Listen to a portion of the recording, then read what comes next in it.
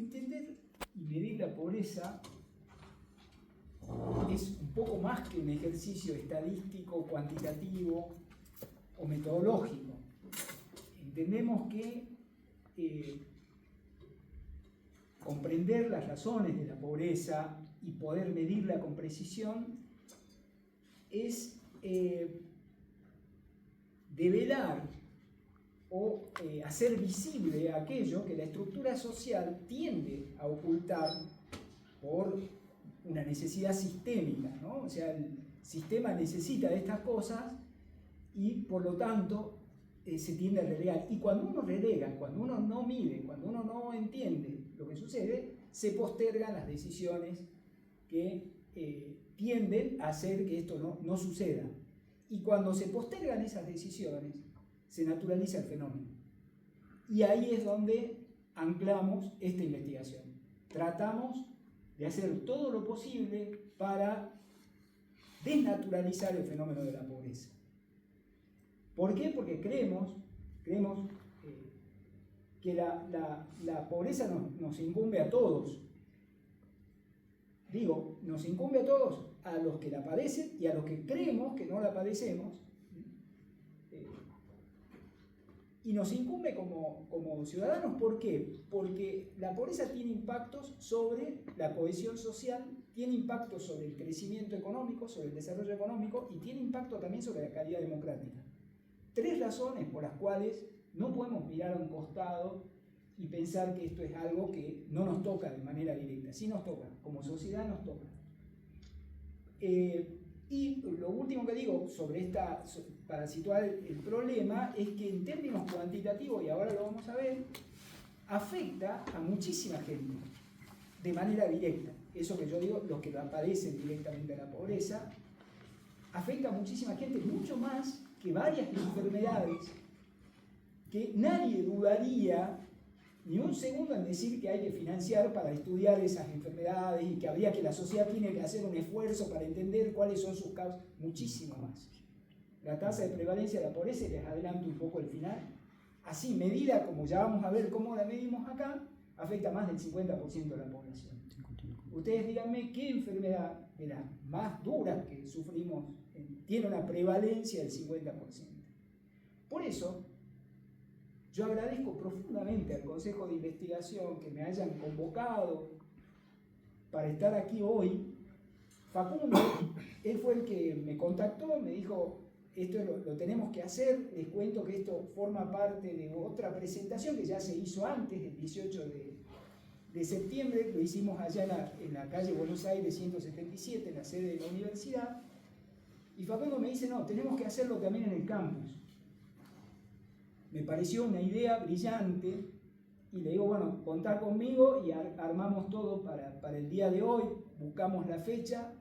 Así que bueno, agradezco y les agradezco a ustedes profundamente por haberse dado una vuelta, por haberse dado un tiempo para mirar esto, qué es lo que hacemos desde las ciencias sociales para mostrarle a la sociedad en la que estamos viviendo, al menos una parte que, como digo, tratamos, o el sistema trata de ocultarla, de dejarla a un lado, de apartarla para que no se vea con la crudeza que tiene, con la brutalidad con la que afecta a la población. Así que bueno, muchísimas gracias nuevamente al Consejo de Investigación, a Facundo particularmente, que fue el que estuvo ahí al lado mío en toda la organización, y a ustedes por la presencia. Les cuento que este es el 4º informe que presenta nuestro instituto, es parte de una serie, es el 4º de una serie, que tiene una lógica interna que tratamos de conservar. Les cuento que esa tarea no es sencilla, el tratar de mantener una serie a lo largo del tiempo. Este es el 4º año. Ahí están los temas. La serie tiene una estructura fija, tiene 5 partes, 4 de las cuales se repiten todos los años y solamente lo que hacemos en esas 4 primeras partes es actualizar cifras de diagnóstico. Y la 5ª parte es la parte móvil, que año a año vamos tratando un tema por separado. Es decir, en el año 2021 propusimos una medición de las condiciones materiales de vida de la población de Salta por departamento. En el año 2022 presentamos el informe para tratar el tema de la pobreza de aprendizaje. En el año 23-24 presentamos como tema móvil la pobreza laboral, pobreza, personas pobres con trabajo. Este año, pobreza estructural. O sea, todos giran en torno a la misma problemática, pero año por año vamos abordando, ¿viste? Y profundizamos un tema en particular. A sugerencia de mi colega Carla Arévalo, que es la directora de IELDE, hoy no les voy a mostrar un tercio del informe, porque tiene razón, es muy extenso. El informe tiene como 80 páginas y tiene una cantidad abrumadora de datos que ahora paso a mostrarles, que como me dijo Carla, por ahí, digamos, confundimos más de lo que aclaramos. Entonces, bueno, vamos a concentrarnos solamente en el tema de pobreza estructural, ¿no? No vamos a mirar otro tema, que es el tema de la desigualdad, que es todo un capítulo del informe, y que ahora se está discutiendo, por ahí ese es el tema próximo, el tema de desigualdad económica, que no lo abordamos acá, y el INDEC hace menos de una semana dio la cifra y ya los medios se hicieron cargo de eso y se está discutiendo de que si la desigualdad es la que muestra INDEC o no muestra. Bueno, acá todo un capítulo se dedica a mirar ese tema de la desigualdad. Eso no lo vamos a tratar hoy, lo voy a dejar como un tema pendiente para la próxima charla. Lo que tiene de innovador este informe es lo que dije hace un momento, es la abrumadora cantidad de información que procesamos.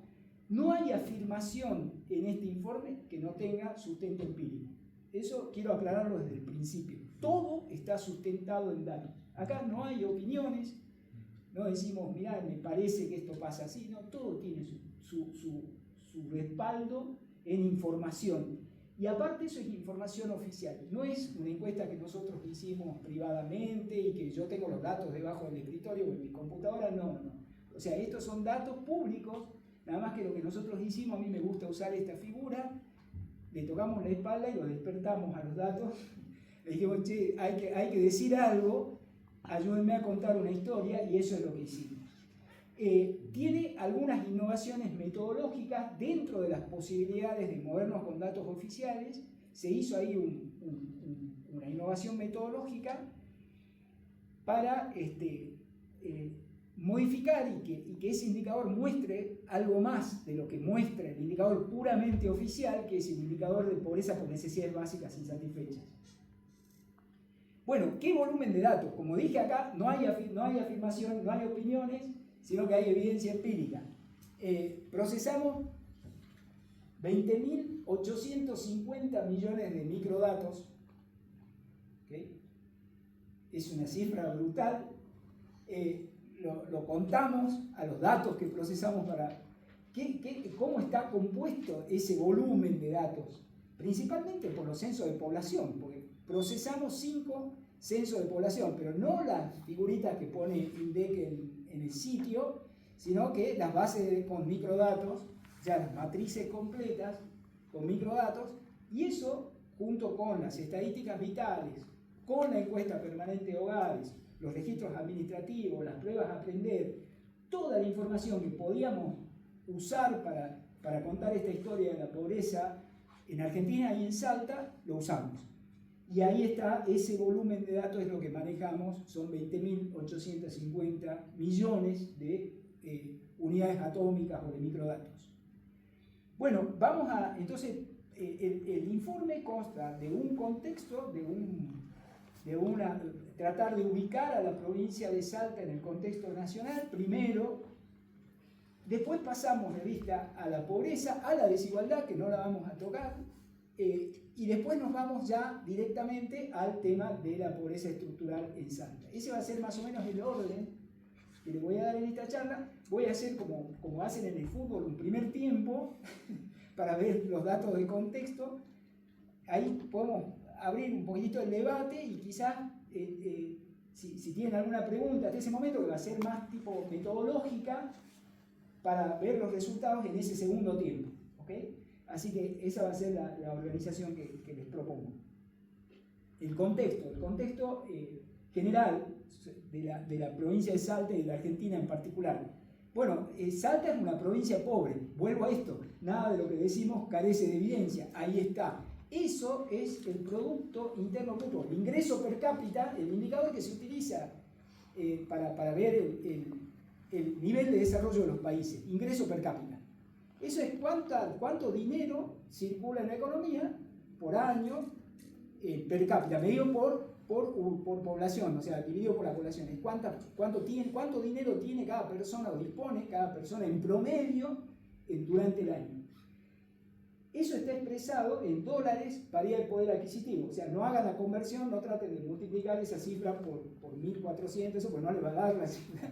Esto es un dólar que se utiliza justamente para hacer comparaciones, para que sea un dólar homogéneo y se pueda comparar con otros países, con otras regiones, con otras provincias. Y ahí, ¿qué es lo que aparece? Salta tiene $7.800 per cápita anuales. Ese es el ingreso per cápita de la provincia de Salta. La línea que ustedes miran, ven ahí la línea, esa naranja, ese es el promedio nacional, que está más o menos en $13.000 por año per cápita. Y ustedes tienen allá, acá a la derecha de ustedes, a la izquierda, tienen Ciudad de Buenos Aires y las provincias del sur, que tienen ingresos per cápita que superan los $35.000. Esa es nuestra Argentina. Una Argentina profundamente desigual desde el punto de vista territorial, son como varios países en uno. Si uno muestra esto en otros países, no lo pueden creer. Digo.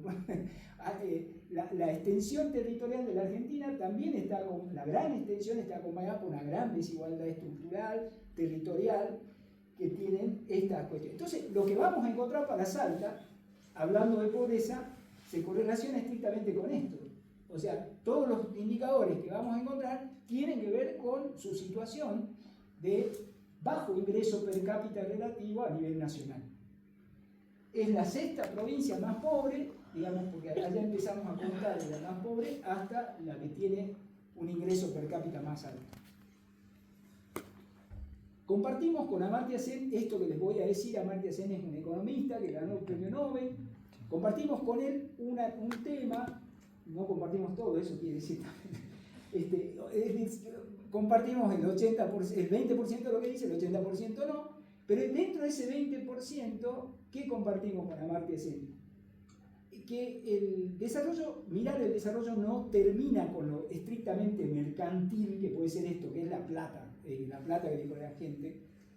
Tratamos de mirar un poco más allá en otras dimensiones. O sea, el desarrollo es más que la tenencia de dinero. Es salud, es educación, es vivienda. Ese es un punto que también lo vamos a mantener a lo largo de todo el informe, pero quería destacarlo ahora porque parte del diagnóstico nacional, esto de situar a la provincia dentro de la Argentina, tiene que ver con eso también. ¿Cómo estamos en otras dimensiones? Ya sabemos que el ingreso, en la parte mercantil, estamos mal, estamos comparativamente mal. ¿Cómo estamos en otras dimensiones? Y en otras dimensiones, fíjense en el gráfico de la derecha, ustedes ven ahí una caída notable. ¿De qué variable? De la mortalidad infantil. Esa mortalidad infantil es un indicador de una dimensión de la vida de las personas, que es la dimensión de salud. Es un indicador particularmente sensible a las condiciones económicas, sociales y demás. Por eso lo usamos. Y ustedes ahí tienen tres líneas. Una es Argentina, que es la que está más abajo.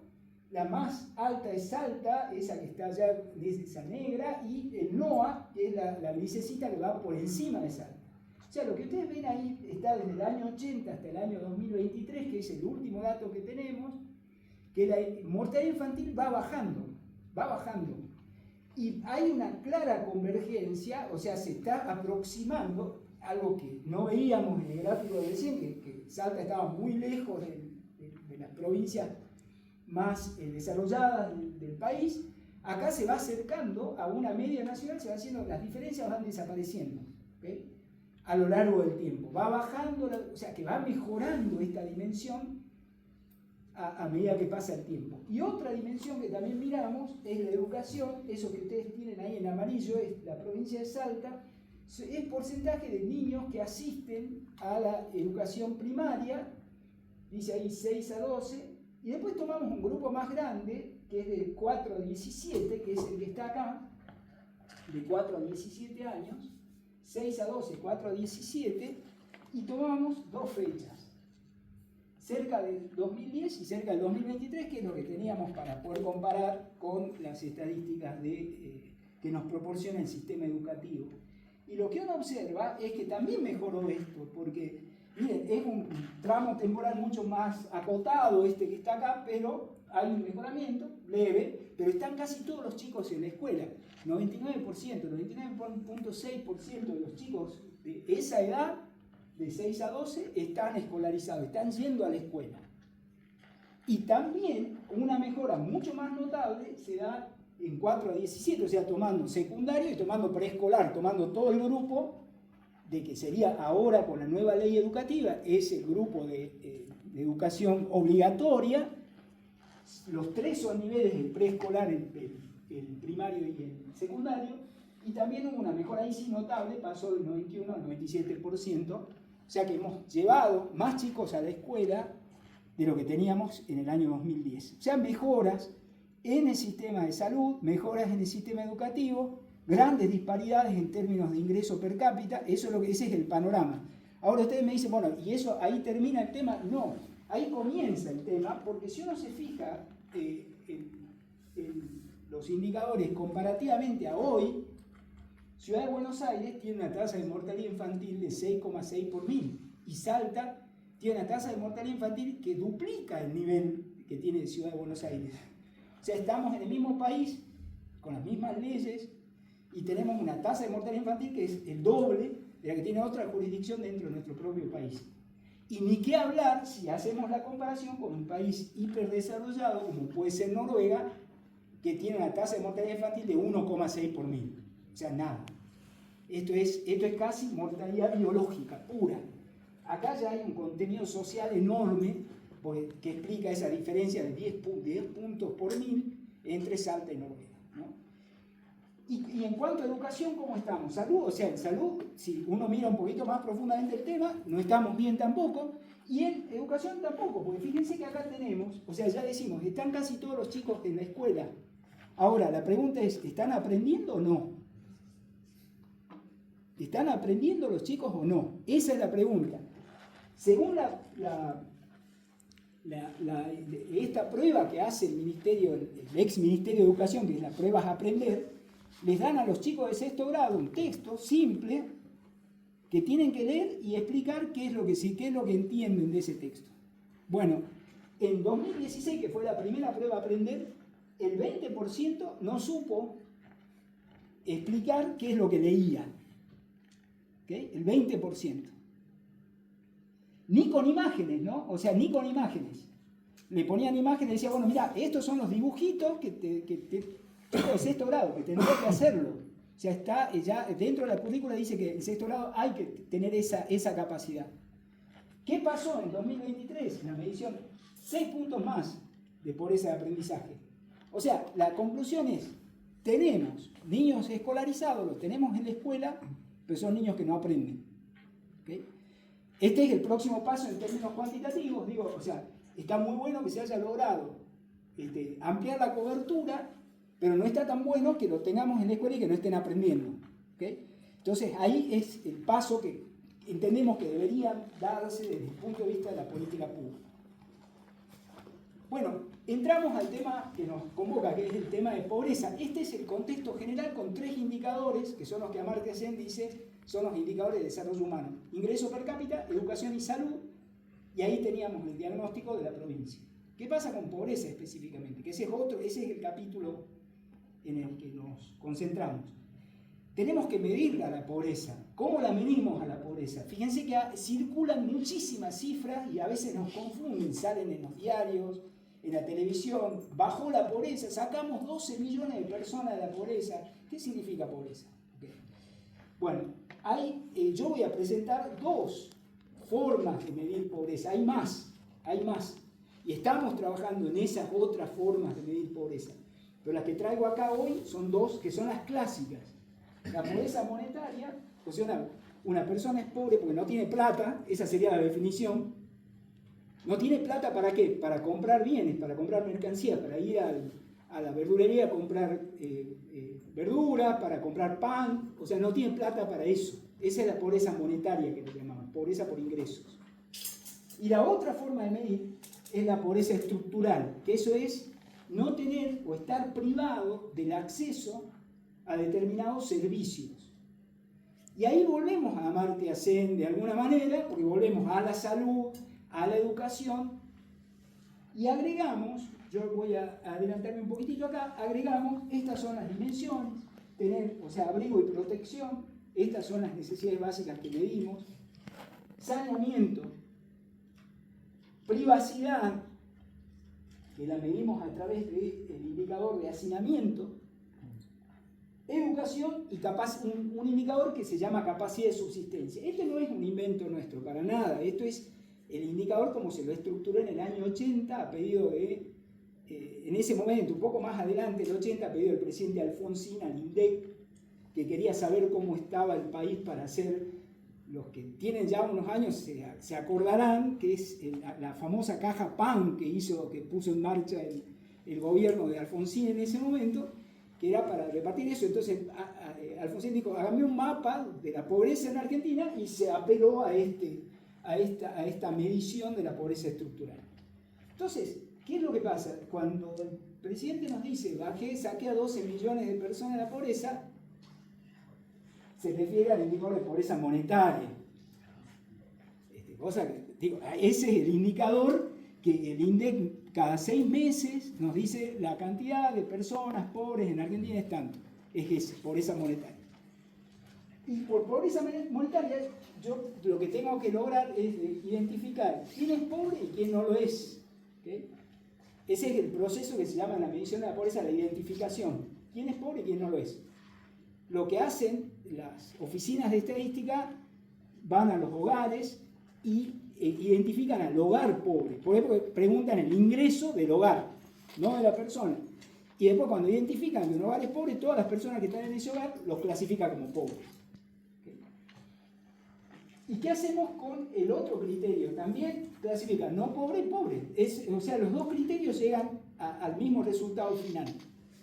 Lo que uno puede ver cuando cruza estas dos dimensiones, no dimensiones, sino estos dos criterios de medición de la pobreza, obtiene una tipología. O sea, acá están las personas que no son pobres por ninguno de los dos criterios, o sea, viven en una vivienda adecuada, mandan a sus chicos a la escuela, tienen capacidad de subsistencia, no viven hacinados, etc. Y también disponen de dinero suficiente para comprar cosas. Esos no son pobres por ninguno de los dos criterios. Pueden ser pobres por otras cosas, pero no por esos dos criterios. ¿Okay? Puede ser que se dé el caso de que la persona sea pobre por falta de plata, pero no pobre, o sea, que viva en una vivienda adecuada, que mande a sus chicos a la escuela, pero que no le alcance la plata. Ese sería este caso, que acá le llamamos pobreza coyuntural. ¿Okay? Porque si se mejora la situación económica por algún motivo, consigue un empleo o pasa algo, deja de ser pobre. Estos que están acá no son pobres por ingreso, o sea, tienen plata, pero tienen plata suficiente para comprar lo básico, pero no tienen una vivienda adecuada, no mandan a sus chicos a la escuela, son pobres estructurales. ¿Okay? Y estos que están acá, que les llamamos pobres crónicos, que son aquellos que son pobres por los dos criterios, o sea, no tienen plata y tampoco tienen, digamos, el acceso a aquellos servicios que son fundamentales para la supervivencia. Entonces, tenemos una zona sombreada que alguna vez me lo dijo un periodista de Clarín, que quería que le diga que había pobreza en Argentina, eran otras épocas, me dice, bueno, son pobres esos tres grupos de personas. Entonces, sí, es verdad. O sea, esta área asombrada, los únicos no pobres serían estos que están acá. ¿Okay? Los otros son pobres por algún motivo, ya sea por ingreso, ya sea por necesidades básicas insatisfechas, o ya sea por ambas cosas a la vez. Estos son los que están peor de todos, claramente, que son los que se ven atravesados por las dos privaciones, ¿no? Por privación de dinero y por la privación de necesidades básicas insatisfechas. A esta área sondeada es lo que le llamamos en este informe pobreza integrada, que tampoco es un invento nuestro, viene de lo que es la tradición latinoamericana de medición de la pobreza. Volvini, hay muchos autores, Beccaria, Minufin, que abordaron este tema y que llegaron a esa noción de pobreza integrada. Y eso es lo que vamos a tratar en esta primera parte de mostrar qué es lo que pasa en Salta, no en la parte final. Por eso el título de la charla es pobreza estructural, porque nos vamos a concentrar acá nada más para ver la situación de Salta en pobreza estructural, por un motivo, todavía no lo entiendo, que los censos en la Argentina no preguntan ingresos. No sé por qué. Tengo mis hipótesis, pero no sé por qué. No preguntan ingresos, entonces nos dejan ciegos en esta dimensión de la pobreza. No la podemos ver con el dato del censo, sí con la encuesta de hogares, pero no con el dato del censo. ¿Okay? Y como nosotros el aterrizaje a Salta lo hacemos a nivel de departamentos, la encuesta permanente de hogares, que sí pregunta ingresos, no llega. Entonces el único instrumento que tenemos para llegar al interior de nuestra provincia es a través del censo de población, por eso entramos con pobreza estructural. ¿Okay? Lamentablemente, digo, porque ahí estamos sin una pata para poder medir este tipo de pobreza. Sí lo vamos a hacer cuando miramos la encuesta, que es acotado, ¿no? Es una muestra muy chiquitita de lo que es nuestra provincia, ¿no? Ahí sí vamos a mirar un poquitito de ingresos y demás. Bueno, a ese cruce nosotros vamos a utilizar un indicador acá que le llamamos pobreza integrada, que es lo que estábamos viendo allá. Este es el mismo cuadro que teníamos antes. Nada más que acá lo que hacemos es distinguir dos niveles de pobreza. Que esto no lo hace INDEC, pero sí está en los censos, se puede hacer esto, de hecho nosotros lo hacemos, que es distinguir gradientes de pobreza. O sea, un individuo, no es lo mismo nos concentremos para entender la idea en un indicador, hacinamiento. No es lo mismo vivir hacinado, que haya 4 personas que compartan un dormitorio, a que haya 12. O sea, si hay 12 personas que viven en una vivienda donde 12 duermen en la misma habitación, 12 personas, o 13, o 15, o 20, esos están peor que los que duermen 4. Ambos están hacinados, ¿ok? Ambos. Pero esto nosotros lo consideramos severamente hacinados o severamente pobres, a los que tienen niveles de pobreza más fuertes dentro de cada una de las dimensiones que tenemos. No es lo mismo que, otro ejemplo, no es lo mismo que no vaya a la escuela un niño a la educación básica que un adolescente. Está bien, en los dos casos hay tema de privación. Un adolescente tendría que estar en la escuela. Pero un chico de primaria es como una necesidad mucho más fuerte de que vaya, que se escolarice. Entonces, ahí distinguimos estos gradientes de pobreza. Que no es otra cosa que replicar lo que se hace también en pobreza monetaria. No es lo mismo no tener ingresos suficientes para comprar alimentos que no tener ingresos suficientes para pagar la luz. Está bien, las dos cosas son muy importantes, pero si no comes no vivís. O sea, el otro caso vivirá sin electricidad, digo, ¿no? Pero, entonces, la misma lógica se aplica para distinguir entre pobreza extrema y pobreza moderada. Cuando se habla de pobreza en general, se suman estas dos cosas. O sea, se suman las personas que no tienen para comer y se suman las personas que no tienen suficiente dinero para pagar la luz, el gas, para vestirse, para transportarse, para abrigarse. ¿Okay? Ahí ya se cubren otro tipo de necesidades. Y acá lo mismo. Entonces, ¿qué hacemos en este informe? Cruzamos los dos indicadores, pero le exigimos al indicador de pobreza por NBI que sea severamente pobre. O sea que por eso le llamamos pobreza integral híbrida. ¿Por qué? Porque mezcla lo que sería todo pobreza monetaria, o sea, aquel individuo que no tiene dinero suficiente para comprar cualquier cosa que se considere básica, incluido alimentos, todo lo demás, y los que son severamente pobres. Esa es la pobreza integrada que vamos a... Con esto, ¿qué es lo que estamos logrando? No salirnos del campo de la medición oficial de la pobreza. Acá nadie nos puede decir, ustedes inventaron una medida, no. no inventamos nada. Estamos dentro de los cánones de la pobreza admitida por el Estado argentino, que es la pobreza severa, esto es la medición que hace INDEC de pobreza por NBI, y la pobreza monetaria, también una medición oficial del Estado argentino. O sea, que si acá viene alguien del gobierno y me dice, no, vos no estás respetando los datos, no, estos son los datos oficiales, ¿no? Acá no hay encuestas privadas, no, absolutamente nada, ni inclusive inventos de medidas, así que uno puede inventar, porque de hecho Carla sabe perfectamente, porque le digo diciendo, ¿sabés qué podríamos hacer? Sí, esas son medidas inventadas por mí, digo, pero, que estaría bueno, pero bueno, son inventos míos. ¿Ah? Acá nada es un invento, estos son mediciones que están validadas por el Estado Nacional Argentino. Bueno, entonces, simplemente para mostrarles esta situación, ¿ven? Acá, por ejemplo, esto es lo que le comentaba, niñas, por ejemplo, para distinguir entre severa y moderada, acá tienen en el cuadro, para cada dimensión, cómo vamos dando esos gradientes de pobreza, cómo le exigimos cada vez más al indicador. Esta es una crítica que tiene el indicador de INDEC, que dice, bueno, es muy poco exigente en realidad. O sea, por eso hay poca pobreza, si me la mido por esto. No tan poca, ya van a ver que no es tan poca tampoco. O sea, no. Salta, si tomamos la pobreza severa, les adelanto un poco el final, digo, tenemos un 17% de población que cumple con alguna de estas condiciones. O sea, muchísimo, muy alto. Pero si agregamos la pobreza moderada, tenemos un 40%. ¿Okay? Si nos movemos de acá a acá, si juntamos todo, tenemos un 40% de la población que está en alguna de esas situaciones que están listadas. Eso no lo sabía.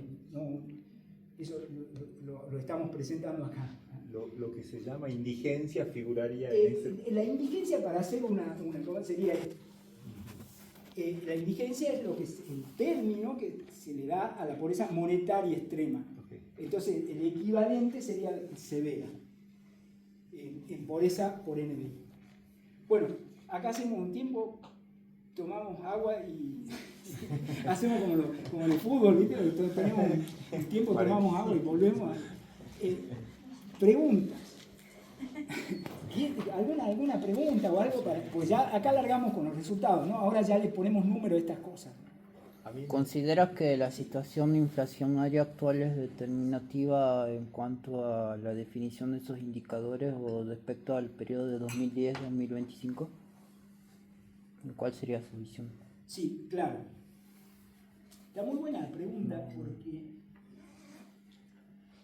la inflación te impacta esto, la pobreza monetaria. Eso. No tiene por qué tocarte la pobreza por NBI. No. Eventualmente uno podría decir, bueno, mirá, si compras una vivienda, te pedís un crédito, por ahí la inflación te puede impactar, pero es medio indirecto, es medio rebuscado. Lo directo es esto. O sea, la inflación te va a provocar, te va a mover, te va a subir o te va a bajar la pobreza monetaria. Y por eso es que hemos tenido esa baja que ha habido que ha sido primero un alza, o sea, en diciembre del 23, de evaluación, 120%, aumento, inflación fuerte, pico de inflación, 25% de inflación en diciembre de 2023, pobreza 60%, ¿okay? Pobreza monetaria, ¿okay? Esa. Después se controla la inflación, vuelve la inflación moderada, 2%, ¿okay? Que tenemos ahora, la pobreza vuelve al nivel que tenía antes de diciembre del 23, que es el 30% ese que lo tenemos de siempre, lo tuvo Macri, lo tuvo Cristina, lo tuvo Alberto, 30% que venimos teniendo, pero ese sí es altamente sensible a la coyuntura, a la inflación. Y a otras cosas también, inflación y desempleo también. O sea, son efectos de coyuntura que te van a mover el tablero, la inflación y el desempleo sobre la pobreza. Sí, muchas gracias. No, por favor. Sí. Un comentario nada más ahí en la figurita que parece una exponencial, que en realidad es la comparación entre el ingreso per cápita. Ah, sí. Ahí se esconde algo, o por lo menos a mí ahí se me ocurre multiplicar el ingreso per cápita por la cantidad, no sé, seguramente es una tontera y no es relevante, pero por la cantidad de habitantes y la concentración que hay, por ejemplo, en Cava. Y uno dice, o sea, aparte de que per cápita hay semejante como una cuadruplicación, quintuplicación prácticamente de comparo Salta con Cava, ¿no? Sí. O sea, todo el recurso monetario que se concentra dada la cantidad de habitantes que hay en Cava versus la que puede haber en Salta, también hay ahí, digamos, no sé si es indicativo, pero me llama la atención. Totalmente, pero es totalmente pertinente lo que decís. Esto, desde acá para allá, el 70% de la población. Es el 70% de la población. O sea, acá tenés el 30, un poco menos del 30. Entonces, fíjate vos qué pertinente que es, porque ahora hay una discusión, en este momento, en el Banco Central y los organismos internacionales se están tirando con todo lo que tienen a mano, porque la Argentina, esto es 13.000, el promedio, 13.000. Dentro de, se calcula que con el efecto ese rebote que tuvo la actividad económica en 2024, ahora la próxima medición del 25 va a superar los 13.000, va a pasar a 14.000. También por un efecto de coyuntura, por ese efecto de rebote que he tenido, porque, por la caída. Y que bueno, ahora ya les cuento un poco eso, esa historia. Pero ¿qué pasa? ¿Qué hace el Banco Mundial todos los años? Hace una clasificación de países, una clasificación totalmente absurda, porque clasifica en países de ingresos altos, ingresos medios, ingresos bajos. Y usted va a decir, ¿qué me importa en el Banco Mundial? Sí nos importa. ¿Saben por qué? Porque el Banco Mundial otorga créditos de acuerdo a esa clasificación. Y muchos de los créditos de los que depende nuestra provincia son de los organismos internacionales, el Banco Mundial, del BID, que mandan plata para los caminos, para la construcción de obras de infraestructura y todo lo demás. Bueno, ¿saben cuál es el umbral? $13.800 per cápita es el umbral para clasificar a los países como ingresos altos. O sea, que ya casi somos país de ingreso alto en América Latina lo son Chile y Uruguay. Y ahora, el próximo año, si pasamos ese umbral, pasamos a ser ingresos altos. Ojalá que no se dé. Porque terminó el financiamiento. Claro, pero ¿qué es lo que pasa? Fíjense, nos dejan afuera al 70%, por eso digo la impertinencia de tu pregunta. Y que ahí el informe puede decir, Jorge, este era el promedio, cómo borra la desigualdad, claro, el desequilibrio. Totalmente, y es lo que yo decía, en otros países no pasa esto, en otros países vos tenés más aplanado este gráfico, o sea, son más homogéneos, digamos, o son pobres o no, pero son más homogéneos, ¿ok? Y listo, ahí fuimos, ¿no? Porque ese es el punto, se le está cuestionando justamente al Banco Mundial, dice, che, hagan un cálculo diferente, pero esto tiene también una lógica internacional, ¿por qué? Porque Trump, cuando subió al gobierno, dijo, basta de ayudar a los países pobres, basta de ayudar a los países pobres, ¿no? Corten con ayuda internacional. Y el jefe del Banco Mundial es Trump y no quedan créditos. Entonces no van a mover esa medida de los $13.800 porque eso les conviene ahora a ellos, porque ellos cortan la ayuda internacional a todos los países. A Chile se las cortó el año pasado. Y eso sucede. Nosotros en algún momento hemos pasado ese límite, que ha sido un momento del 2018, que es muy parecido a con baja inflación, con supuesta caída de la pobreza y demás, y que superó el umbral por un tiempo, y después tenés que esperar a que te vuelvan a dar el alta en otro momento, te vuelvan a clasificar como país de ingreso bajo, ¿no? Para volver a tener los créditos esos que nos llegan por esa vía, por los organismos internacionales. Así que súper pertinente la pregunta esa. Acá, y habría que hacerlo al gráfico con el porcentaje de población. Sería divino el mapa de Argentina con claro, un colorcito. Tal cual. O poner ahí al menos cuánto es la población de cada caso, ¿no? Jorge, y otra cosita que me llamó la atención de los datos interesantes en la que sigue, vos mostraste pobreza de aprendizaje. Sí. Y yo ahí veo, por ejemplo, que Cava, que tiene comparativamente poco, tanto en el 2016 como en el 2023, frente a Salta, por ejemplo, pero sin embargo, entre ellos, el mismo renglón, del 6,7 al 11,8 es Sí, sí. Yo me afligiría, yo ministro de educación. educación en Cava, me afligiría de la duplicación, Claro, porque de más. última, bueno, Salta, qué sé yo, mantuvo una Tenés razón. tendencia. Aumentaron más que, o sea, casi Alto, duplicaron. Claro. Éramos malos. Claro, totalmente. Buenísimo, claro. A ellos casi le duplicaron, nosotros aumentamos un poquitito. Claro. Claro, aumentamos lo mismo, los dos, 5,1, Claro. 5,4, pero Pero sobre bases porcentuales, diferentes. exacto. Claro. Al principio de la presentación Sí. usted mencionaba que hay un proceso de invisibilización de la pobreza Eso, y por eso llega como a naturalizarse cierto estado de la cuestión. Sí.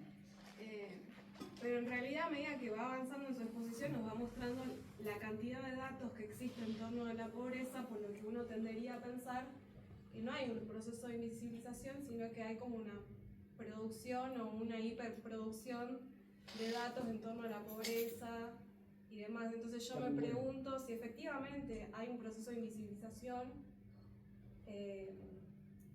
o qué está sucediendo para que se naturalicen ciertas situaciones y ciertas formas de vida que cada vez son más paupérrimas y que no generan ningún tipo de...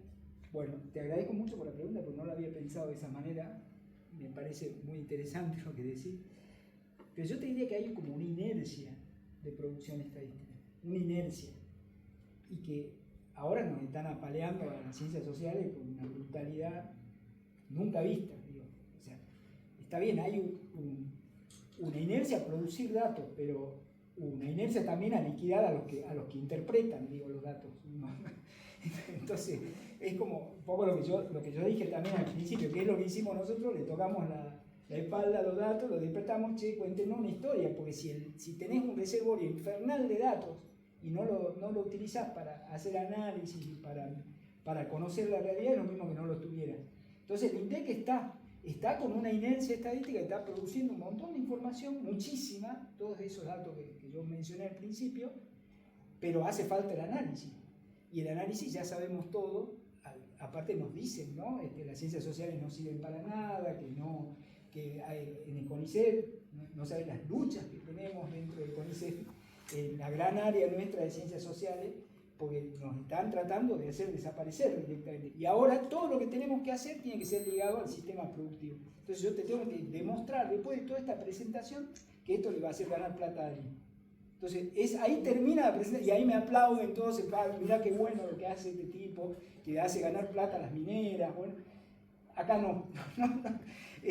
Creemos que la función de las ciencias sociales es mostrar, narrar historias basadas en datos, ¿okay? Pero pasa eso, o sea, sí, tenés razón, hay una gran producción de datos que si esto sigue así, dentro de poco también van a desaparecer esas cosas, porque también va a dejar de ser el censo. ¿A quién le hace ganar plata? La EPH, ¿a quién le hace ganar plata? En cualquier momento te la limpian, en cualquier momento te la sacan porque no sirve para nada, porque es un relevamiento que usa plata de todos para levantar información que no sirve. En cualquier momento te la limpian.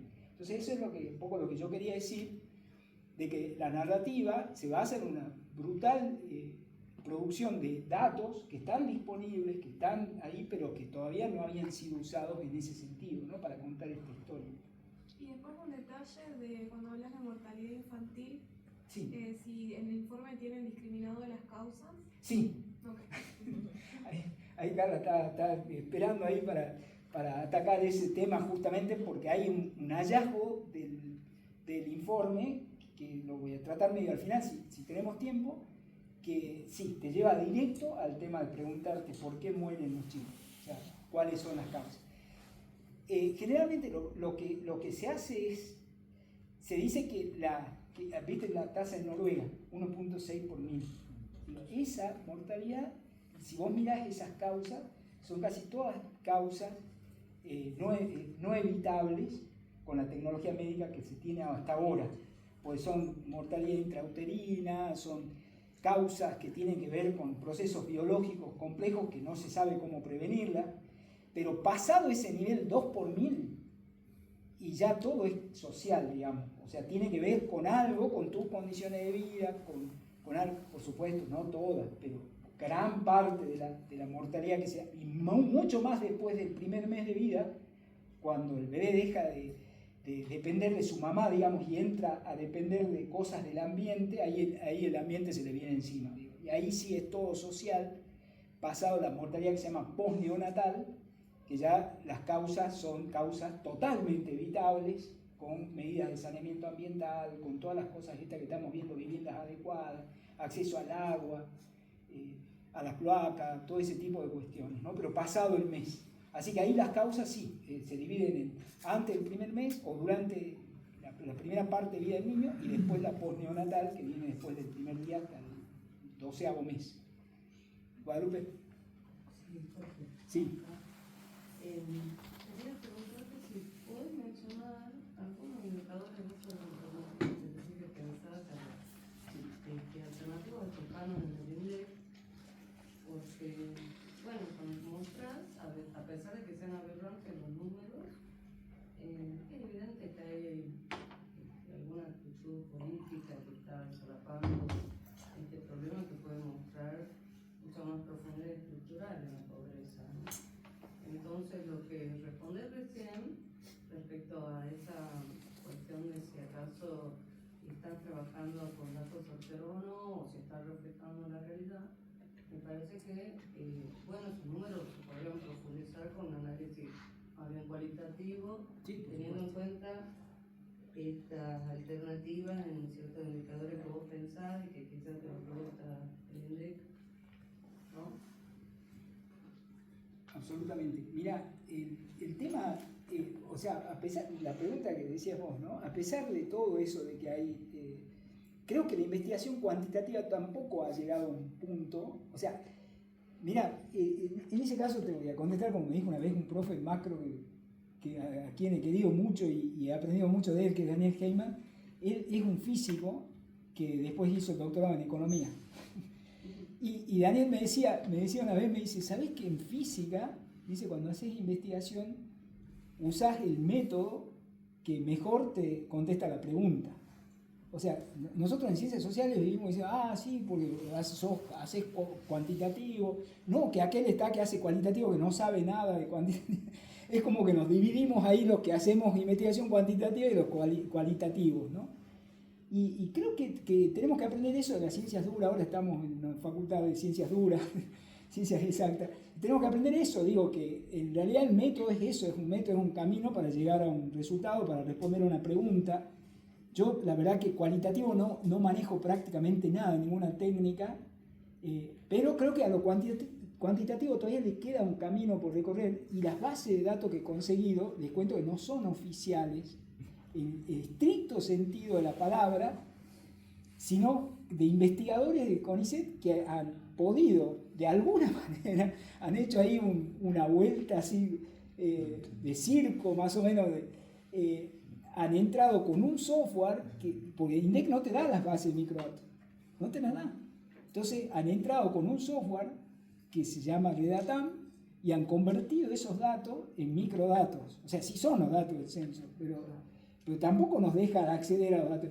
Yo le decía a los chicos, a mis alumnos, les decía, bueno, he tenido que hacer pacto con el diablo para poder acceder a estos datos, que son datos sí oficiales, pero no... entra a la página de INDEC, están ahí, dice juzgado de no sé cuánto, porque están en juicio, porque ahora INDEC le metió juicio a esta gente, a estos investigadores, porque han dado datos para que podamos hacer investigación. Increíble. Bueno, así que lo cuantitativo todavía tiene una deuda, creo, con respecto a esto. Sí, Carla. Sí, por ahí, sobre lo que te quería preguntar y que dice Guadalupe, creo que por ahí el paso que vos, en el que ya te metiste, es lo subjetivo, ¿no? Sí. Porque en esta sensación que yo veo, escucho y por ahí de los periodistas que dicen, bueno, pero ¿por qué bajó si yo siento tal cosa? La nafta, claro, los impuestos, la luz, o sea, todo, o sea, la sensación que tenés de es realmente que sos más pobre. Lo que está pasando es distinto claro, a lo que te está diciendo el número, número o exacto, la evolución de la pobreza. Se cuestiona la medición del INDEC y ahí va, bueno, qué pasa con la canasta, o sea, tratar de explicar por qué el número es tal, pero lo que siente la gente es otra cosa, ¿no? Totalmente. Bueno, es que uno de los aspectos que yo estoy estudiando en este momento es el tema de pobreza subjetiva. ¿Okay? Ese es un punto que no lo mencioné acá porque digo, por eso dije, hay más formas de medir pobreza, que no son la estructural o la monetaria, sino que es lo que la gente siente. Eso sí, pero lo estamos haciendo en la perspectiva cuantitativa. O sea, con encuestas estamos tratando de lograr de captar ese fenómeno. Se lo propusimos en algún momento a la municipalidad de acá de Salta porque hay experiencias de otros distritos, les pareció muy caro el elevamiento, así que no quedó en nada. Facu, ¿me estás mirando tu reloj? Porque debemos estar retrasados. ¿Estamos bien? Bueno, ok. Arrancamos entonces con los resultados para que vean que la película, digamos. Este es el